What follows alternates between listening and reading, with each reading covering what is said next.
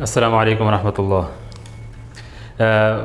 Electric magnet contactor के connection किस तरह होते हैं और ये किस तरह काम करते हैं। आम तौर पे इसके 3 सेक्शन बने होते हैं।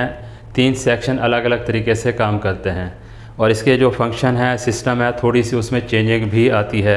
अब ये देखें, इसकी चेंजिंग है। इसके पीछे मेन के लिए ये 3 पॉइंट दिए हुए हैं और आउट के लिए ये 3 हैं और ऊपर जो है ना NC NO और L1 L2 इसके ऊपर सही से हो सकता है नज़र ना आए, उसके लिए मैंने ये डायग्राम बनाया ताकि आपको समझा सकूं।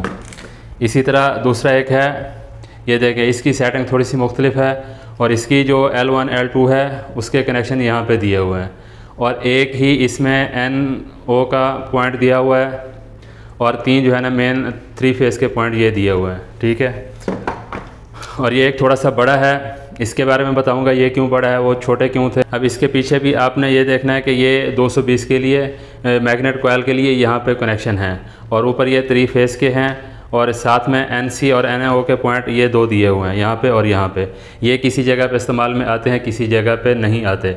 इसके जो 3 अलग सेक्शन हैं वो किस तरह काम करते हैं वो आपको समझना ज़रूरी है। उसके बाद आप किसी भी कंट्रोल पैनल में आप काम कर सकते हैं। कोई भी किस्म का कॉन्टैक्टर हो तो आप लगा सकते हैं। जो पहला सेक्शन है वो है मैग्नेट कॉइल।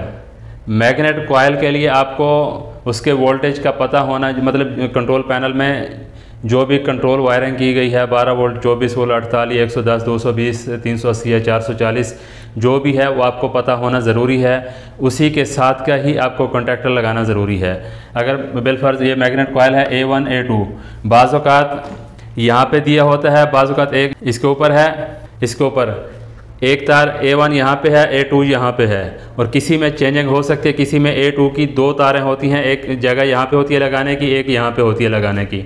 तो आपने A1 A2 को गौर से देखना है कि जहाँ पे हो हमारी मैग्नेट कॉइल की जो तारें हैं 220 12 वोल्ट या 440 वोल्ट, वो उसी A1 A2 पे ही लगाई जाती। 220 है तो आपने जाके उनको बताना है कि हमें जो कॉइल है मैग्नेट कॉइल 220 वोल्ट में चाहिए।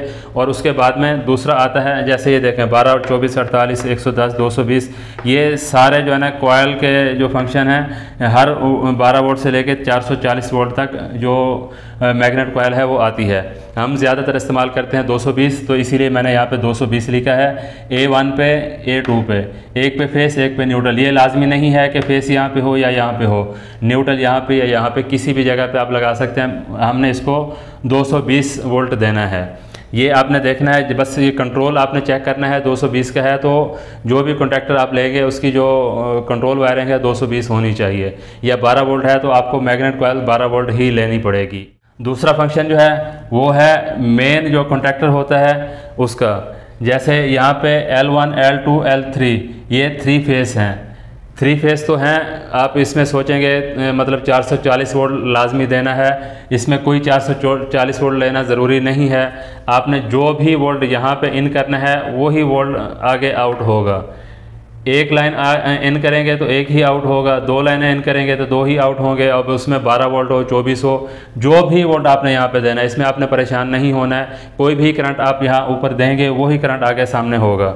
अब जैसे ये देखें, इसका ये पुश बटन है, जैसे ही मैग्नेट कॉइल काम करती है तो इसको अंदर की तरफ ऐसे पुश कर देती है और ये जो करंट आपका ऊपर यहाँ पर मेन आपने दिया होता है वही करंट ट्रांसफ़र होकर आगे ये T टर्मिनल होता है, मोटर के जो अंदर कनेक्शन जा रहे होते हैं, T से टर्मिनल है और L से लाइन है। ठीक है, तो यही करंट आगे ट्रांसफ़र होकर मोटर है या जो भी चीज़ है उसमें ट्रांसफ़र हो जाता है। अगर जैसे ही बंद होगा तो ये जो पॉइंट हैं, ये पत्रियाँ आपको देखें यहाँ से छूटे हुए मैंने बनाए हैं आपको समझाने के लिए। जैसे ही बंद होगा तो ये पॉइंट वापसी अपने जगह पे आ जाएंगे। जैसे ही मैग्नेट कॉइल काम करेगी, हम इसको ऑन करेंगे, ये तीनों पॉइंट आपस में इसके साथ मिलेगा तो ये करंट ट्रांसफ़र करके यहाँ पर पहुँचा देगा। अब इसमें बड़े छोटे का क्या सिस्टम है, मोटर छोटी है या बड़ी है, उस कितना एम्पेयर ले रही है उसी हिसाब से आपको उसका कॉन्टैक्टर चूज़ करना पड़ेगा। ठीक है, उसके ऊपर लिखा होता है, मोटर के ऊपर भी लिखा होता है कि ये मोटर कितना एम्पेयर। मिसाल के तौर पे अगर मोटर ले रही है 6 एम्पेयर या 7 एम्पेयर तो आपने 10 एम्पेयर का कॉन्टैक्टर ले लेना है या 20 का ले लेना है। 6 है तो 6 ना लें, क्योंकि वो अक्सर उसकी जो स्पार्किंग होती है जल्दी ख़राब होने का ख़तरा होता है। 10 एम्पेयर की मोटर है तो आपने उसको 30 एम्पेयर 32 एम्पेयर का या 25 एम्पेयर का मिलता है तो वो ले लें। इसी तरह मोटर के ऊपर लिखा होता है जितना एम्पेयर, जितनी मोटर बड़ी होगी कॉन्ट्रैक्टर उतना बड़ा लेना पड़ेगा। या कॉन्ट्रैक्टर के अलावा अब कुछ और आपने चलाना है, लाइटें चलानी हैं, अब एक नॉर्मल बटन होता है, नॉर्मल बटन लेता है मिसाल के तौर पे 6 एम्पेयर या 10 एम्पेयर का होता है या 13 एम्पेयर का होता है, और आगे जो लाइटें हैं वो ज़्यादा हैं, मतलब 13 एम्पेयर से ज़्यादा है, 13 एम्पेयर ही हैं, तो बटन ऑन ऑफ करेंगे तो वो जल्दी ख़राब हो जाएगा। उसकी जगह पे आपने कॉन्ट्रैक्टर लगा देना है। तो कॉन्ट्रैक्टर लगाने के बाद आपने उसी कॉन्ट्रैक्टर के हिसाब से जितना लोड आप बढ़ा सकते हैं बढ़ा लें। ये अक्सर जो लोड वाली चीज़ें हैं वहाँ पे इस्तेमाल में आते हैं।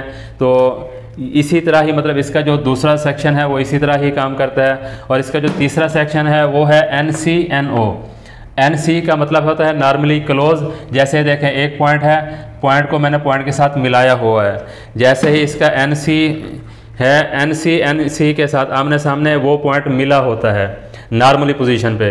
जैसे ही इसमें मैग्नेट कॉइल ऑन होती है, इसको पुश करता है तो ये जो पॉइंट मिला होता है वो छूट जाता है, मतलब जो करंट आगे क्रॉस हो रहा था वो करंट यहाँ पे रुक जाता है, वो आगे क्रॉस होना बंद हो जाता है।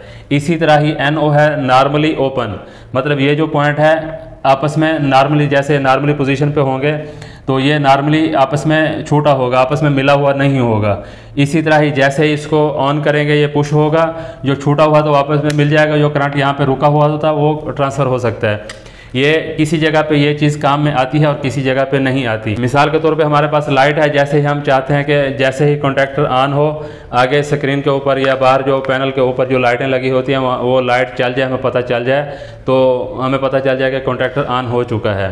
तो हमने क्या करना है, जो NO है उसके ऊपर हमने फेस देना है, यहाँ से निकाल के उसी जो लाइट है उसके अंदर दे देना है। न्यूट्रल तो वैसे ही ग्राउंड होती है, वो सब में क्रॉस किया होता है। तो जैसे ही बटन पुश होगा, ये पॉइंट खुला हुआ था मिल जाएगा, ये करंट ट्रांसफ़र होकर आगे लाइट को चला देगा, आपको पता चल जाएगा कि हमारा कॉन्ट्रैक्टर ऑन हो चुका है।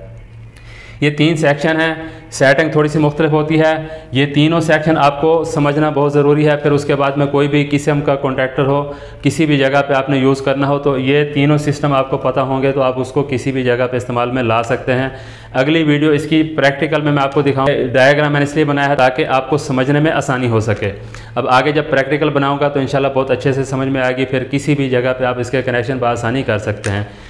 वीडियो अच्छी लगी है तो वीडियो को लाइक कर दें। मिलते हैं इस तरह की नई और मालूमाती वीडियो में। अपना रखिएगा बहुत सारा ख्याल।